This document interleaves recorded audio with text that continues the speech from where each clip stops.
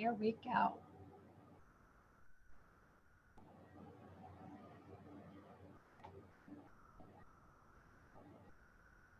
Can you still hear me, Kate? Yes. Okay. Here we are. Hello, hello, hello. Good afternoon, everybody. Kenda Summers and Kate coming to you live. I am just checking to see us in the group, and I see us in the group, Kate, so we are there. Okay. Welcome, Kate. Hi, thank you, Kenda. I'm so glad to see you. Glad to see you too. Are we seeing anybody else here? So far, we have one person watching, and let me see if I can. I'm going to look too. Yeah, that's. This is my first time doing this, so I want to see what it looks like to everybody else. I know it's kind of cool, eh? I definitely I have to have my phone nearby too so I can see. We've got Denise. Hello, Denise. Hi, Denise. I'm not sure who else we've got on here, but we've got Denise for sure. What have you been up to, Kate? It's been ages since you and I have spoken. What have you been up to? Oh, well, I just released my 9th book and it was a different genre, so that's why I disappeared for a little while, but I have to get back to my pet loss books. So but I've been doing it. Tell us a little bit about this new book. And I'm going to put a screenshot of it up here. Oh, thank you for mentioning it. Let me get back to my Zoom here. Yeah, tell us a little bit about the book. Well, it was a labor of love for me. It was a love story, a personal love story that started about 20 years ago, actually exactly 20 years ago. And I went to the farmer's market one day and I met this Mexican gentleman. And I always went out with all American boys, and he knocked me for a loop with the way he oh, there it is. Sorry for the interruption. I'm new at this, so. No, I am too. I'm just glad it worked out. Yeah, you won't see it here because I haven't added it to my list of books, but he actually recircuited my brain for what we're capable of doing and capable of thinking and capable of creating in our lives. And it took me a long time to get over him, and then it took me 20 years to write the story. But oh my goodness. With the issues with the border wall and politics, and I now live in Arizona. 20 years ago, I lived in New York. Okay. So meeting a Mexican in New York is not as easy as meeting one in southern Arizona because I'm half an hour from the border. No kidding. So this is interesting for me hearing how the story was created, because I'm probably about a quarter of the way through. I'm a slow reader because my problem is at night, Kate, I fall asleep. And I never seem to have time throughout the day. And that's something that's so bad. I need to almost, you have to plan it. Yeah, I almost am sad. Right? Just as long as my book isn't putting you to sleep. No, oh gosh, no. It's just I'm a morning person, but then in the morning my mind is going elsewhere. I could never settle down to read a book in the morning. I think after dinner, a little less TV watching and a little more book reading would do my soul better. Yeah, or a sleepy winter day on a weekend, or a hot summer day by the air conditioner on the weekend. Yeah. Yes. It was so I'm getting more insight on this just from what you said, but it's an incredible story. All of your books are incredible. Oh, thank you. And as I said, I'm so visual that when I'm reading, all I see is the movie. I know. All I felt was the movie when I was writing it. Right. It wouldn't be a high budget movie because all they have to do is come to the Arizona landscape and film it. And it's so beautiful here. It's so the big thing with the book is it's such a beautiful place, the Sonoran Desert and this area. There's lush areas with the river running through, but right across the mountains, I can see mountains right from here across the highway. And on the other side of the mountains is where all of the illegal Mexicans are cutting across, and where so many of them are dying in the heat. And so to look at it from the beautiful standpoint, and then and this is what the book covers. It covers the two worlds that are really one world, but they see it from two different perspectives. Right.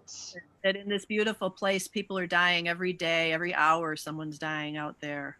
It's heartbreaking. It's absolutely heartbreaking. And then I sent you that little article about that furniture store, Wayfair. I can't even say it. Wayfair. Oh yeah, because I cover one of the actors, one of the actresses in the book.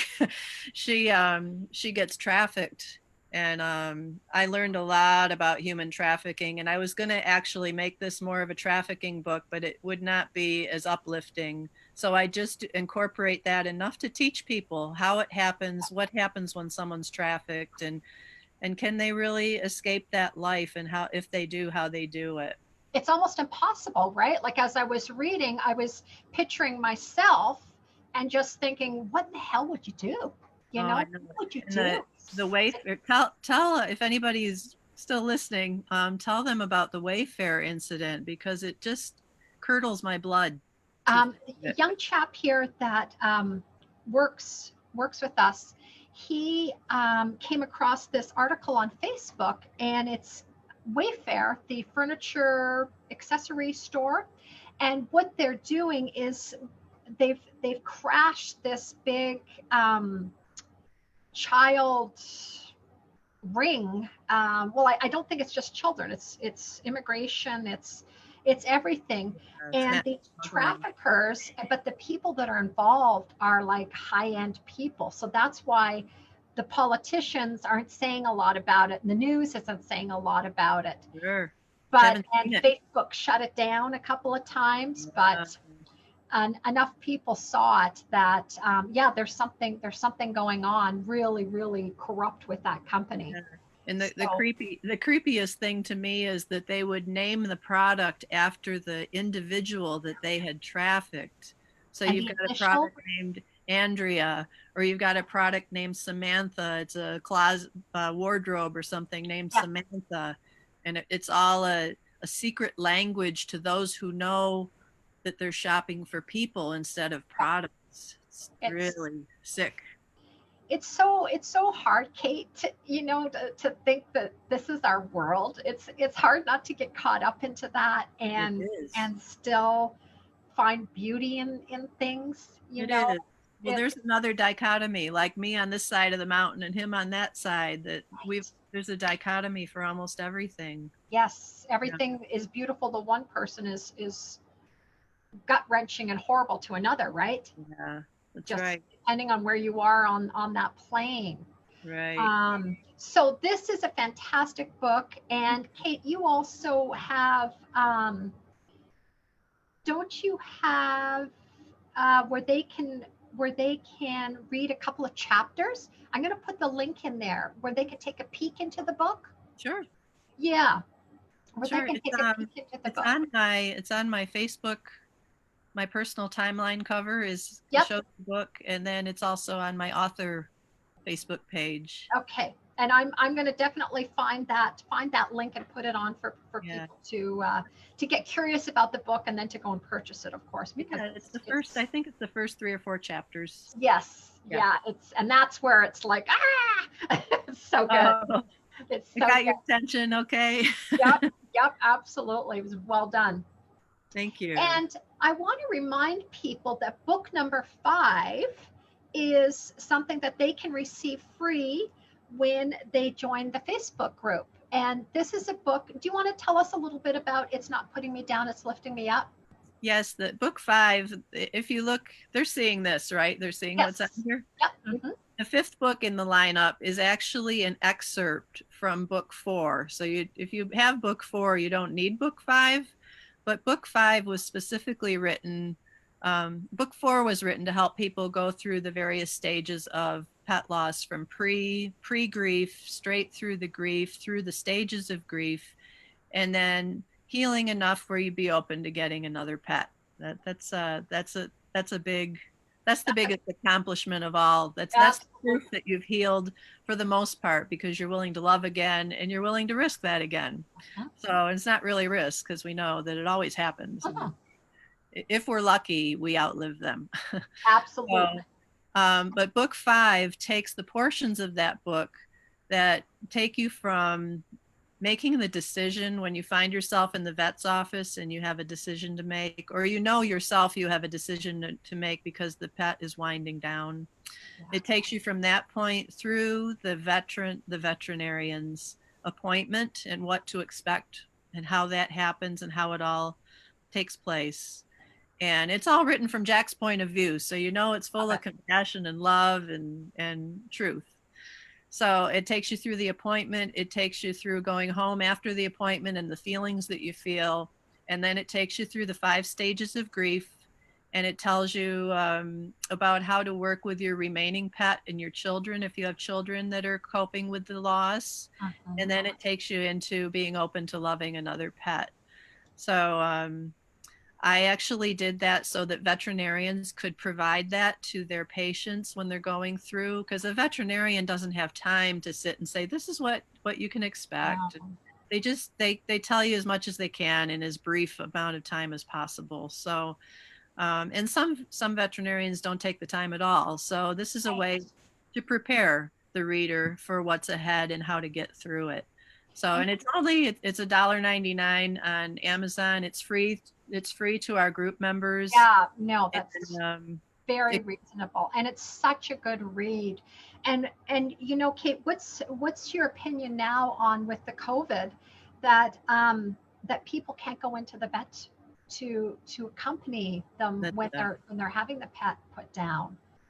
That's I don't want to say unacceptable because it is what it is, but I know most of us need to be with them through the very end. If they're taken from our arms into a veterinary clinic and we can't be with them there through the end, we feel like we're abandoning them. We feel anger at the vet, even though it's not the vet's fault.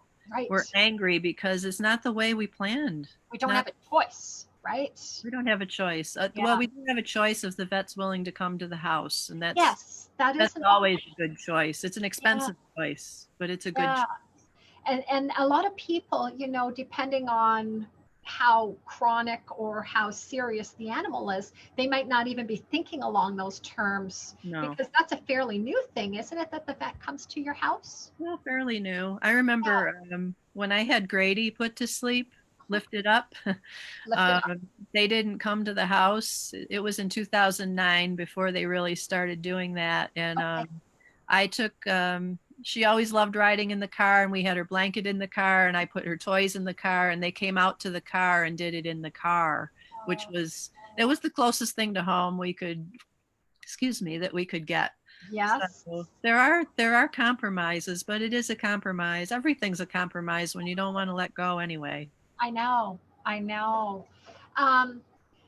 So a lot of people on here know my story, but we'll go over it again briefly, but they don't necessarily know your story with Jack. So can you tell us a little bit about Mr. Jack?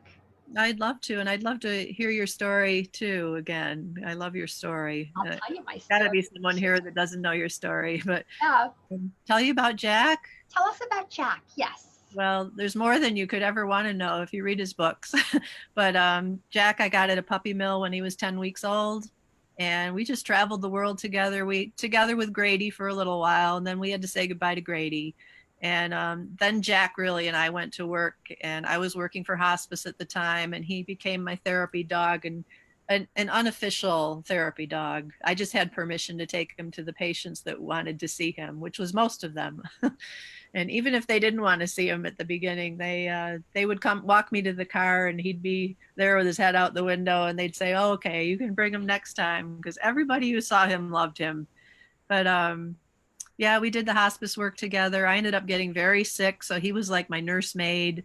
And it's things like that bind your hearts together. You know, when there isn't a human presence to support you, and yet there's a four-legged presence, it's hard to, I don't know what the word is. I'm the author. I don't know what the word is, but they're our surrogate, right? They're a substitute. They're human. They're even better than most humans. Absolutely. Yeah. And it's so important. he was such a cooperative. I mean, as a puppy, he was a goofball and he was jumping all over the place. I called him jumping Jack Flash. I'd sing to him, or Jackaroo. But that Seriously? was the biggest thing. It was hard to undo his jumping. He always wanted to jump because he was so joyful. He was jumping for joy every time someone came to the door. But yeah, it was a journey with him, and then the end came rather quickly. He was having trouble. He I got him at 10 weeks, and when he was almost 9 when I had him and Joey out for a walk. Joey was the dog I got in place of Grady. Not that you can replace one, but it's nice to have two for company when you work a lot. Absolutely. And anyway, so Jack and Joey and I were walking, and one weekend he just was struggling going to the bathroom. And I'm like, oh, well, like, because I fed him pumpkin and vegetables and all kinds of good things. He ate everything I ate. I would do juicing, and he'd do the juices. Seriously? Anyway, I love yeah. that. So, but of course, it was Friday night. It started, and Saturday and Sunday. And so Sunday, I called to get an appointment with the vet on Monday, and he went in for surgery for a rectal mass on Tuesday. And I brought him home, and I thought we were just gonna heal. He'd heal and recover because that's the way we want it to be. And he just went down and down and down and down, and he died Friday on the kitchen floor. I had the whole floor was blankets and pillows because he couldn't go up the stairs or anything. No. So, but the coolest thing about that, other than being with him and experiencing his death, which sounds quite morbid, but it was a magical, amazing, privileged process to be with him for that, because I was with him for every minute that week. But the other one that was with us almost every minute was the lizard on the wall outside the front door. And that book is free today. It's called The Lizard from Rainbow Bridge.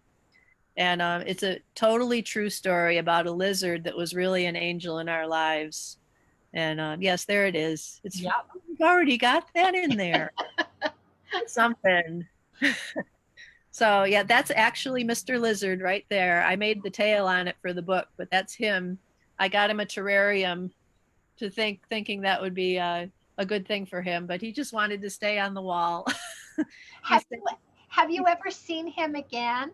You saw him a little bit, right? Yeah. This book talks about all the times we saw him. We saw him several times the day Grady died, to the extent she died, which she didn't die, but she died. Right. He was on the wall up. We had an outdoor bed for her during the day, and she was laying on the bed, and he was up over her bed. He was on the door of one of our friends. Her husband was dying. He was on the door of her house nearby for 3 days before her husband died. I didn't notice it, though, until he showed up, and he was there from the day I took Jack to the vet until the day after Jack passed. Seriously. And he disappeared. He was in the same spot by the door all that week. And I go out and talk to him because I didn't have anybody living with me. Jack. So I'd go out and talk to him and cry to him, and then he disappeared, and I'm like, where did he go? And then he showed up the following day, and that's when I got the call that my dad had died unexpectedly that morning. And so 3 days later I went to clear out my dad's apartment down in Phoenix. And the lizard was there when I left, and the lizard was there when I came back the following day, and then the lizard disappeared the next day. And then I didn't see him that was August 2014. I didn't see him until sometime in 2015.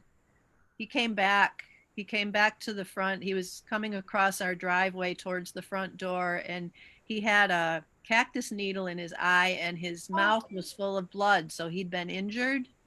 And I had him in rehab for, I want to say, maybe 30 or 40 days. I took care of him. I gave him droppers full of liquid cricket. Seriously. If you ever told me I'd be feeding a lizard liquid cricket. But I loved the lizard. I loved him. And I know it sounds so strange, but until something shows up in your life like this and you know that they are not of this world. He was more than just a lizard, right? There's a connection, a spiritual connection there, right? An unexpected angel. Yeah, absolutely. So, and the final, I don't want to dominate this whole No, conversation, no, but no. when he improved, his whole color improved, and he became very iridescent, almost like rainbow colors in him, almost like the colors you see on the cover of the book. And I put him outside, and he was on his little red rock. I had a flat red rock. I lived in Sedona at the time, and that was his rock. So I'd always take him outside to get the sun on the rock. He'd never move of his own accord. He was like a toy. He just stayed wherever I put him. So this one day, I was finishing Jack's first book, and I put Lizard out on the rock, and I said, "I'll be back. I'm finishing Jack's book today. I'll be back to check on you." And when I went back to check on him, he had moved like maybe a foot off the rock onto the couch that I had the rock sitting on. And I said, "Look at you, you moved. Good for you." Good thing. Anyway, I said, "I'll be back. I'm going to be finished at about noon. I'll be finished with our book, and I'll be back." And I finished the book right around noon, and I closed my computer, and I went outside, and he was gone, and I never saw him again. So Magical, right? yeah. Magical. Like it gives me goosebumps because, was that a message for you? Oh Right? boy. Was Oh that a boy. message? Yep. Never saw him again. Yeah. Oh, I love it, Kate. I love it. Yeah. Of, Yeah. of, of everything that happened from the time that Jack died till, I don't know, even I guess current. What what got you, or what gets you through the tough times? What can you look back on and say, now that I have this wisdom, this is a huge asset for me? Yeah. Yeah. Um, well, a lot of it is the fact that I've written these books, because every book I write heals something in me as well. Right. So I owe a lot of my own healing. It doesn't sound very humble, but Oh, I owe a lot of my own healing to the fact that I wrote these books, because right. we learn by teaching others, and that's how I learned. But I'm coming up on Jack's 6th anniversary of his loss, of his death, of my loss. He crashed. He crashed on August 1st, 2014. August 1st. Okay. And in my Facebook memories today, I have a picture of him and Joey on the kitchen Oh, floor. It was so cute. I took a picture of it that day, and yeah. I didn't know then that Jack would be leaving. And there's something very bittersweet when you know that that was one of the innocent times before death ever entered my mind. Mhm. And there's a loss of that too. It's not just the loss of your pet, it's the loss of knowing that you're going to lose your pet. I Yeah. mean, we all know we're going to lose them, but we don't expect to lose him at 8. Or No. I thought he was a big breed. He was 90 pounds, but I thought I'd have him till 13 or It, 12, or not 8 or 9. But and we don't want to live in that world, right, Kate? We don't want to live in a world, and we start thinking about that when we lose something that we love. We start thinking, we should appreciate things more. uh, We should not cling, take for granted. we But cling too. We cling to right, them and but protect them and take really good care of them so that they don't die. And it's I think one of the hardest things is having an old cats don't get so frail as dogs, but no, nothing sadder than an old dog that can hardly walk and can't see anymore. And yes, maybe they have dementia or something. And I had Grady for I should have taken her into the vet years before. But oh, I always said, as long as her tail's wagging, I'm going to keep her going, because her tail means she's happy, right? she's a happy So girl. there wasn't anything wrong with her tail. Yeah, But no, exactly. she was incontinent, and she'd walk into walls. She'd walk like she was drunk. And Yeah, I lifted her and carried her to the car and carried her up the stairs for a couple of years, and up because our bedroom was upstairs. And yeah, I think it can be very stressful to have an older pet, yeah. aside from the fears. But just I even see them going down the street, walking along with their owners, and Shuffling. I know. just sad. It just makes I know, and your heart goes out because you just think at some point I'm not going to see this fellow walking this dog anymore. I know. It's a matter of time. It's hard. It is. I'm just checking to see if we have any questions here. If you guys have any questions, feel free to pop them in. Karen says, thank you for sharing that, Kate. And Cherry says, my cats were there for me when I was very ill. Yeah. Barbara, this was in your book. Oh, Barbara.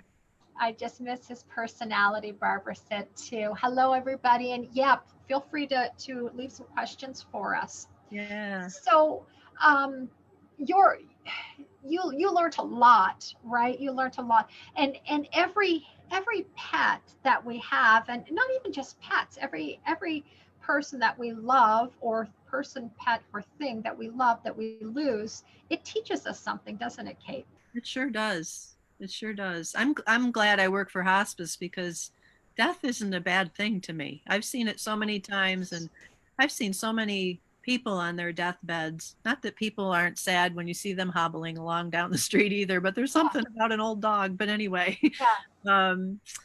I just I have a comfort level with death, so I have had that going for me, even writing the books and everything. It's what gave me a comfort level to write on this topic. But death is not necessarily a bad thing unless life circumstances are really unfair. As you know, we see it now. Look at death now. We're looking at it every day, and the thousands that are dying of COVID and just the unfinished business there, right? Mm-hmm. The fact that, you know, that people can't, well, I guess now things are opening up a little bit, and they can have funerals and wakes for their loved ones, but for the longest time there was nothing. Well, and I just can't even imagine, you know, the lack of closure, because you need that closure so that you can move forward. They always say nobody wants to die alone, but actually I've had so many patients. I can't count how many patients I've been with when they've died. It's beyond my comprehension how many I've been with, but there are many who, and some in my personal life as well, and you might think of some in yours as well, that they wait until the family leaves the room. Bingo. Then they have the space to let go, but it's like they kind of need to perform, and they don't maybe want their families to see them in a dead or dying state. And I noticed that with animals too. I've had a number of friends and acquaintances, and they were with their dog or cat till the end, and they didn't want to not be there when the dog or cat died, and then they'd just leave to go to the bathroom and come back, and during the 3 minutes they were in the bathroom, the pet died. So the pets, people, and we all have a little bit of control in how we do these things, which is good. Right? Or the pet wanders off when they're going to the washroom and they just don't come back again.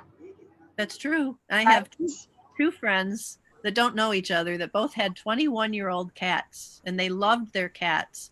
And both of them told me separate that they had a conversation with their cat that said, don't make me make decisions. Don't make me have to call a vet and have you put down, put to sleep, lift it up. And both of those cats just disappeared one day and never came back, and they never knew what happened. So it's almost like they did a favor, right? It's like they did a favor, but if it were me, I would have the biggest trouble with an unresolved, not knowing what happened. But the cats were just honoring what they had been asked to do. And cats are good at just walking away anyway. Cats, they're so cool. They have such attitude, right? Yeah. And there's strength in our words, right? Like the things that it's like, be careful what you wish for. Yeah. Right. Yeah. When my father was dying, it was interesting. He was in the hospital setting, and then it came to the point where it's like, okay, he's not strong enough to come home. And I was there to be able to take care of him. And I'm like you, where I'm very comfortable. I've worked at hospices. I've volunteered at terminal end of life care for children. And it just, I don't know, it's either something that you're comfortable with or something that you're not comfortable with. True.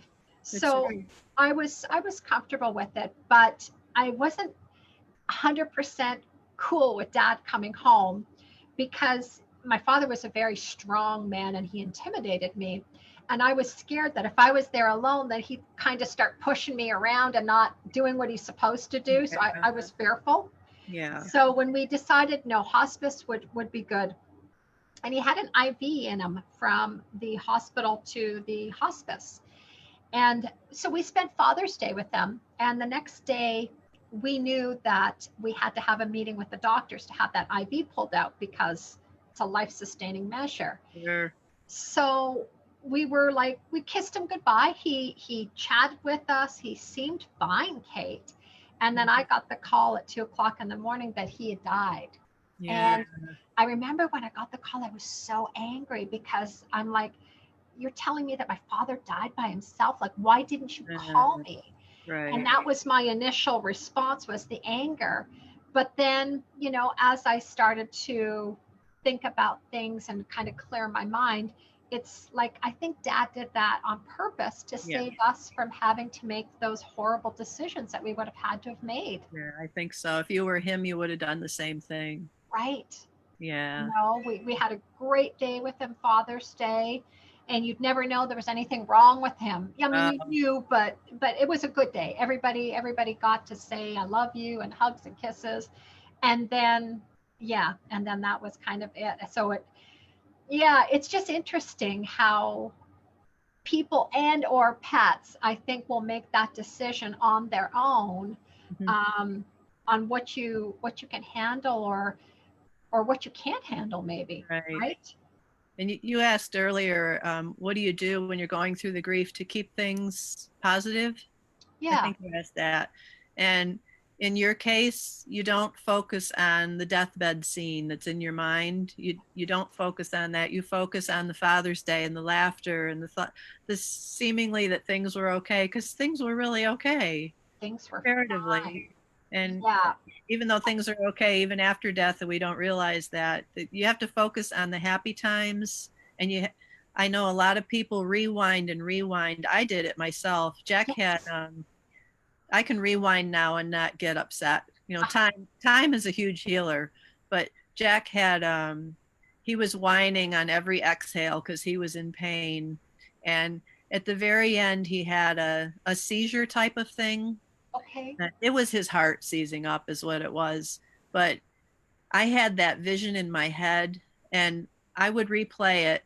It was like I was trying to accept it over and over. And I would cry and I would sob and I would cry early on. And then maybe a few weeks later, I would only think of it once or twice a day. And then a few weeks after that, I'd start thinking about it once a week. And then finally I said, it's not good to think about this. This is not who he was. This is not what he wants me to think about when I think of him. Right. He wants me to think about all the goofy, wonderful, fun, loving times we had together. And if you put yourself in their shoes, it's like, would you want to remember the grimace on my face as I'm dying, or do you want to remember me smiling full of life? You know, because that's what he is now. That's what your father is now. Yeah, but that's a process, right? It's a huge process. It gets to.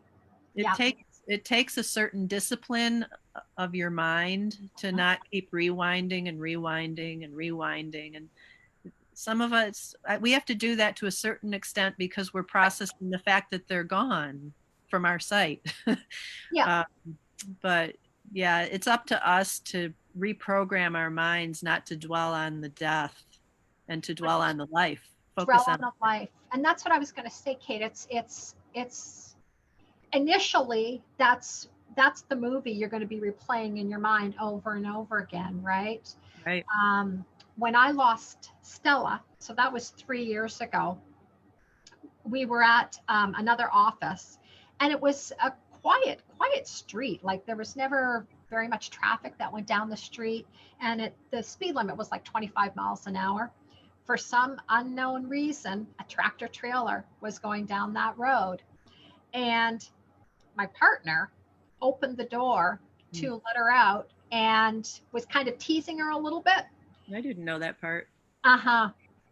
And she ran out and took chase after a rabbit, crossed the road, and the Yeah. 18-wheeler hit her. Yeah.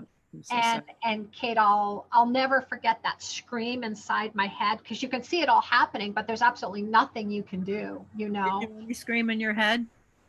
I can hear the scream in my head. Didn't Yeah. come out your mouth? No, it was all No. in my head, because I'm too much of a control freak type thing. So everything was chaotic. Like the tractor trailer had to be like, he was like on her. So Jim had to get him to move, so Gosh. that it was just, it was horrible. And then he's holding her in his arms. And I can remember being angry, because it's like, why did you open the door? You know, Yeah. why did you do that? I was so angry, Kate. And Yes. then just all the emotions, right? Everything that hits you, the anger, the sadness, the denial, the bargaining, you know, all those stages just kind of whoosh. They do. But it was hard, you know, because I was angry at him. I was really angry at him. And I was like, she's only 2 years old, you know. Of course she's going to go chasing whatever's out there. But it was kind of like, it was just a weird combination of things, you know, the rabbit being there. It was a tragedy. Yeah, just a tragedy.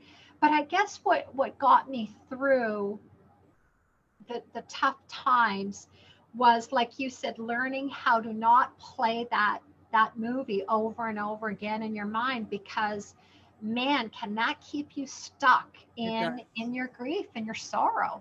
It does. You know, you have to process it at the beginning. So of course it's important at the beginning, but then eventually you just, and it's so hard to describe to people, right? To like, how do you find peace? I don't know how to describe it. Can you describe it, Kate? Like how you found peace? Well, peace is in the healing, and the healing comes with time and the discipline, and to stay out of your head and stay in your heart, because this is where the communication is once they're on the other side. This is where the communication is with pets, even when they're here.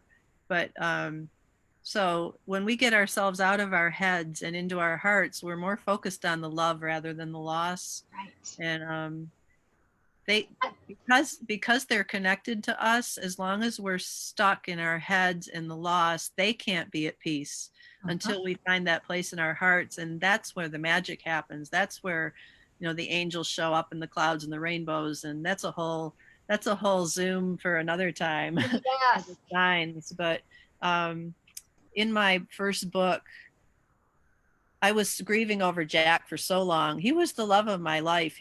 I'm still not married. I haven't found anybody better than Jack yet. And you probably won't, right? It's not gonna happen, I don't think. No.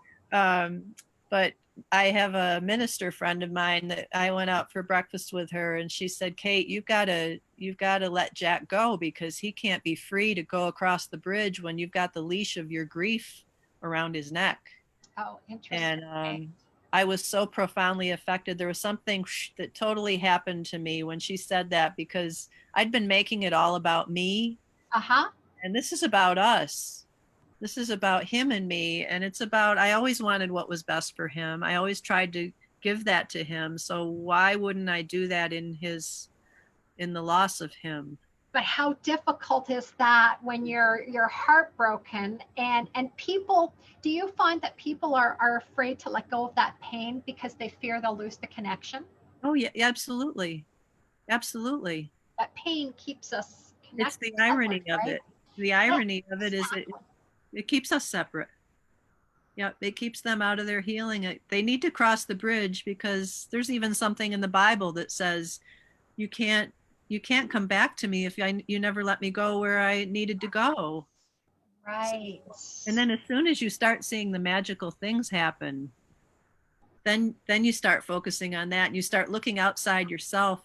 And I had some very powerful dreams with Jack in them. And one was a dream, I can't explain it, but I had my eyes open. I'd gotten up early in the morning, went back and got in bed, and it wasn't long after he'd passed, and I was laying in bed thinking about him, and then I had like this dream with my eyes open, and it's in my book. He was in the corral and I had to open the corral door to let him go, and he went running out, and there was something in that dream that healed a huge part of my heart. Oh, And yeah, I'm seeing how that's all tying in, yeah, right?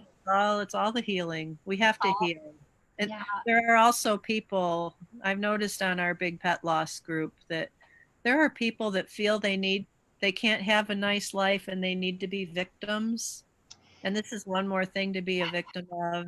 And they just cling to the grief and they Yeah, cling to the loss. And I think after a while, they don't know who they are without the loss. without They the just loss. identify with the loss. And then it's really hard to heal because it becomes part of who you are. Right. And And yeah, it's I know exactly what you're saying. And it's, at what point, Kate, should a person start considering that they've been in the process too long I and that think they're stuck? it's, I don't want to equate it with I know. addiction, but Oh, with addiction. when it starts impacting the quality of your life, when it starts impacting your ability to care for yourself, to the ability to make a living or to do what it is creatively you do, when it impacts Okay. your ability to function, there's a problem. Right. But it's okay for a short time. It's okay for a few weeks or maybe even a few months if you've had a heart and soul pet. But if it's going on for a year, 2 years, 3 years, I mean, every year since I've lost Jack, and he's my best example. Mhm. But the first year, I started grieving for him again about 3 weeks before the actual anniversary date. Every day, where was I? Where were we this day last year? Oh, we were still doing great. And then oh, the tears would come. Right. And second year there were fewer tears in the third year, but I had to go 5 years, and I'm the death And expert, you right? survive. 5 years that on the fifth anniversary was the first year I didn't shed tears for Jack. I just smiled when I thought of him. So I'm looking forward to seeing what this year is like. Yeah. And You can't and you look really backwards. it's you can get to that point, can't you? Like I have Stella's anniversaries down, and it's interesting, talking about signs, and I'll never ever know who did this. I was looking on my Facebook memories, and there's somebody 1 month after Stella died sent me this beautiful bouquet of roses. There was a dozen of them. It came Wow. from somebody in Chicago, and it was, you don't know me, but it's a month since you lost your. I'm not even going to be able to do it, Grace. Kate, it's just a beautiful, beautiful note saying that just for a fleeting moment, I want you to think about who possibly could have sent this to you, and then just let it go as Yeah. another beautiful memory of Wow. Stella. Wow. And yeah, so somebody thought an awful lot of me to do that. And I still, to this day, I have no idea who it is. I asked all my closest friends, and everybody said, nope, nope, nope, wasn't me, wasn't me, wasn't me. But I can't even tell you what that did for my heart. You'll You find know? them on the other side. You'll find out the answer on the other side. Yes. I've literally had a handful of hospice patients. There's one in particular that comes to mind. There was a man, he was living at home. He was starting to fall frequently and he was very, very ill. And he had a tiny little wife and two tiny little daughters. And he was a big guy. And he fell on the floor one day and he made the call to hospice for us to go out to help him. But before we got there, a man knocked on the door. He came in, and as I remember, he was all dressed in like a white suit. Okay. He came in, he helped him get off the floor, helped him into bed, tucked him into bed.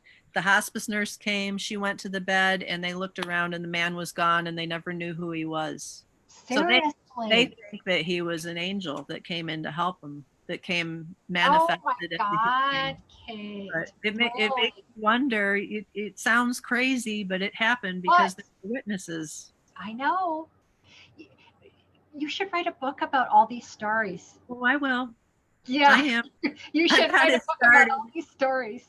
I've got it started. Good girl. But I Good like I girl. like to incorporate these in my novels too. I put a Yeah. lot of these experiences in my novels. Well, I think it's it's important for people to hold on to these things, Yeah. because at the beginning, it's so gut-wrenchingly, it's just so friggin' hard. There's no way about it. And it's hard for us as helpers to be guiding people through this grief journey, right? Because they're like, when's this going to end? Why am I feeling like this? Please help me. And we have to be careful what we do, because we don't want them to shut off their feelings. We don't want them to stuff those feelings down. They need to feel that pain. But I mean, what an awful thing to go through, right? Yeah, and there is a part of the healing process that's called denial. And that's when we go into shock and denial, and it's like, this isn't really happening. And so we have that chapter. So, and that's one of the first chapters. It's like if you're in a car accident and you end up in a hospital, it's like, wait a minute, what's happening? It doesn't seem real. It's the same thing with death. It just doesn't seem possible, like it's real, until it sinks in. So you do have permission to go through that chapter, but you have to come out of it. You have to come out of it, and you should want to come out of it. I mean, that's the thing. Like, life is beautiful, even though it's got its ups and downs. And people need to know as well that we're designed to take on grief and to be able to handle grief. Yeah. I mean, it's happened forever, right? Yeah. I always say, I'm sorry. No, go ahead. Oh, I always say that you have to let grief have its way with you. You have to.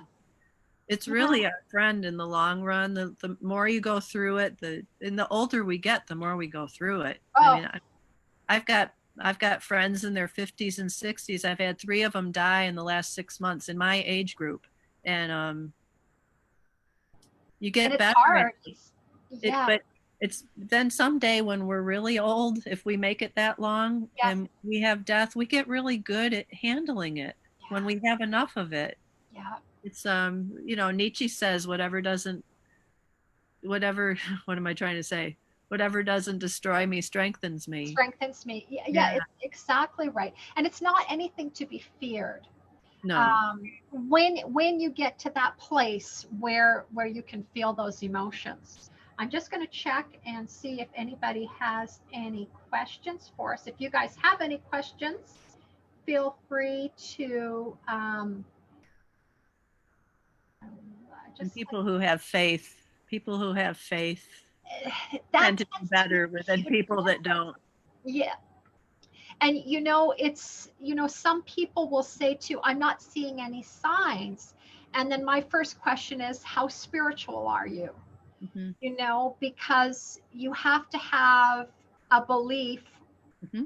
I'm a Christian, so I believe in heaven and earth and God and whatnot. But you have to have a belief that there's something more than just this. Absolutely.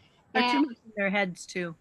Right. They're too much in their heads. They need to focus on this. So when they're out looking at the stars at night and they want a shooting star and they're thinking, I want a shooting star, they just need to come down here and say, send me a sign. Send me a sign. Everything fits. Do you believe one of the recommendations I give to people is when they go to bed at night is to take a photo album or their phone, because our phones are full of pictures. Photo albums. Flip through. Yeah, photo albums is kind of dating us, right? flip through your phone, look at pictures, and just look at the happy times that you had together, and reflect on the love. And then when you go to sleep at night, ask for some kind of a connection, a sign, a communication of some sort. And ask them specifically. Say, Jack, send me a sign, Jack, because Jack would always obey. Really? Yeah, the first night, it was the first night after he died, I was in bed and I was crying and I said, Jack, come. And next thing you know, I felt something along my leg. Nice. And of course you couldn't see him, but you could feel him. But you could feel, I love it. Signs aren't always rainbows and feathers and things. No. They can be the smell of your mother's perfume. They can be a weight alongside your leg. They can be the sound of the collar jingling on the trail. It can be all your senses. On the blankets. Yes, absolutely. Let me see. Denise. I just had to put my pet to sleep, and they set him up, and then I did go in my own room and had as much time as I needed to be with him afterwards. That's good. That's really good to hear, Denise. Thank I goodness. know it's not like that everywhere. I know some people that they weren't allowed to go in um, with their pet. Karen, I'm very fortunate that I was able to lift Maddie up with some assistance and be there for her. I don't think she would have gone on her own. Oh, Yeah, I'm so sorry for you guys. It's hard. It's hard when it just happens. I know, and and in this world right now, Kate, right, where it's just so difficult with. Yes. I mean, we're worried about our own health as well as just crazy new life that we're living right now. No, it's like the Twilight Zone. Yeah, it kind of is. You wonder if you're going to wake up from a sleep and just this is all not going to be real, you All know? right. And Maybe we're in denial and it's not really happening. yeah, and how many times, like after you lost Jack, would you Mhm. wake up from your sleep and think, okay, well, that's just a dream, right? This didn't Oh, for happen. sure. Oh, sure. In that dynamic where you wake up and all of a sudden it just comes crashing in on you. Oh my gosh, he's gone. That happens for quite a while. Yeah. That's the shock and denial place that you're in. Yep. And this is your way. Oh my gosh, he's gone. Oh my gosh, he's gone. Oh my gosh. Oh, I forgot that happened yesterday Yeah. or last week. Oh, he's gone. But that's a cognitive way of moving into the next stage. The next stage. Yeah, Uh, your brain accepting it and then slowly merging it down into your heart, right? well, it doesn't get to your heart yet because then you're bargaining. You're trying to find ways to And get it back yes, because you're still in your head. what can I do? Yeah. Yeah. Yeah, it's so and as I said, that's the most frustrating part for me as a helper and as a healer is is that there's nothing we can do for people. I mean, apart from the little modalities that we've given them to read Mhm. and learn about grief and be open to what the experience is because we all Right. go through it. We all have to encounter it. We do. Um, and just some of the nighttime aids that I've given people and ways to deal with the stress and anxiety. But apart from that, there's really it's not black and white. There's not here, do this and you're going to feel better. Right. There is no magic formula. It's all a work. It's all a growth. It's about growth. It's And about in fact, Elizabeth Kubler-Ross calls death the final stage of growth yeah. because we're a different person when we come out of this. And then we think we're farther away from our loved one because we're a different person when we're just getting more like them and we're getting closer to who they are. And, They've, and Jack definitely defined you, didn't he? oh, sure. Yeah. Yeah. And then you say, who am I without him? Or who am I without this person that I've loved and lost? Right. Because you identify with being theirs and them being yours. And But yeah, once you get to that openness, you and you realize breathe. how much you are. Yeah, that's right. And you're more than you were before, Right. and you're more than the loss. Oh, absolutely, absolutely. It's getting there, and that's the hard part because we just can't rush the process. And there's so many people that rush that process, Kate, and they stuff it down because they've got to go to work, they've got to pick up the kids, they've got to, put on that bright sunshiny face because people are going to expect things from them, I know. and they're never able to deal with that grief. Well, when they deal with that, when they do? When another death Uh, happens, yeah, an exaggerated response to that death because they never dealt with the other death. right. And then it's not fair to the new one that's died because you're still stuck on the old one. Yeah. So now Yeah. you're grieving two people or three people. It's called complex grief. It's It's complicated grief. yep. You don't want that. You want to deal with each one and don't Each run away. Don't run away from it. exactly. Oh, Kate, Run away from you. Those pets wouldn't run away from you in no, your time of need. Don't run you away from them. you need to have that time. Um, does time flew, girl? Time What? flew. Oh, we've only got a few minutes left. We've got a few minutes left. I just want to know if anybody has any questions. Lots of comments, my dear. Lots and lots of questions or comments. If anybody has any questions, please please give us type it in there, and I'll keep looking. So projects you're working on. You're writing another book, you said, or you've got a couple of books on the go. It's not quite 20 years in the making, but it's 5. Good. And what it is, I have a blog. Jack has a blog at jackmcgaffgan.com. And between the blog and Messenger and people on Facebook, I have gotten all these letters to Jack. Dear Jack, they say, oh, can you say hi to Ariel up in heaven? And it's like, yeah, I'll be happy to. Or tell him I love him. And Jack says, you can tell him yourself. He can hear you. I'll tell him, but you can talk with him wherever you are. I don't know, Ariel or Fido or whoever, but right. I don't know where Ariel came from. Does somebody have a dog named Ariel? Yeah, there must be, eh? Anyway, I'm working on the letters from Rainbow Bridge. I've put the letters into chapters. So those that have recently lost and wonder how to get through it, those who can't see the signs, how to see the signs. And a lot of people have shared their dreams with me, and they want to know how to translate the dream. And I let Jack do the work. I have to become Jack to answer their questions. They're writing it to him after all. So, and I give way better answers as Jack than I do as Kate. Well, because then you remove the fluff, right? Then you can get right to it. I think he's with me when they say, dear Jack, and I say, I need your help here, Jack. I think he's with me, and I can channel. I just write 1,000,000 miles a minute. I love that. I love that, Kate. You are so amazing. You are so talented. You are too. We need the movie producer here listening to us. Oh, I wish. Could you imagine that movie, that trip to Rainbow Bridge? And that would be an incredible, incredible movie. Incredible movie. Yeah. Who knows? Who knows what'll happen? Because we're gonna out there. We're gonna put it out to the universe, and then when you ask, then things come back, right? Well, I don't see any questions. We've got, as I said, lots of comments, lots of people writing things.